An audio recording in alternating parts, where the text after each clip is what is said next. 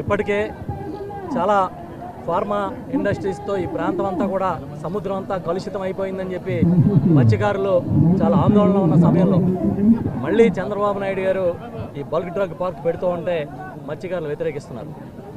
దీన్ని ఉక్కుపాదంతో అణిచివేయాలని హోంమంత్రి అనిత గారి నాయకత్వంలో చాలా గట్టిగా ప్రయత్నం చేస్తున్నారు. మేము ఇక్కడికి వస్తుంటే ఏదో కల్లోలిత ప్రాంతానికి ఏదో టెర్రరిస్టులు వస్తున్నట్టుగా చాలా పెద్ద హంగామా, వందలాది మంది పోలీసులు. మేము అడుగుతున్నాం, అనిత గారు రాత్రే మీ పాత వీడియో చూసాం, మీరేం చెప్పారు?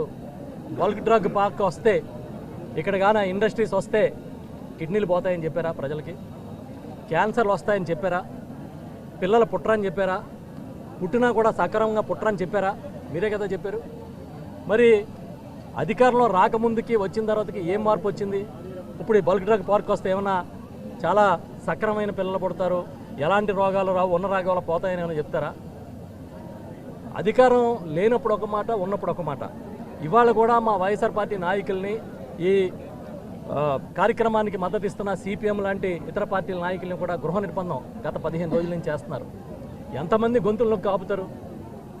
మేమైతే చెప్తున్నాం, మా జగన్మోహన్ రెడ్డి గారు ఎప్పుడు కూడా పేదల పక్షాన్ని నిలబడతారు, ప్రజాభీష్టం మేరకే నిర్ణయాలు తీసుకుంటారు.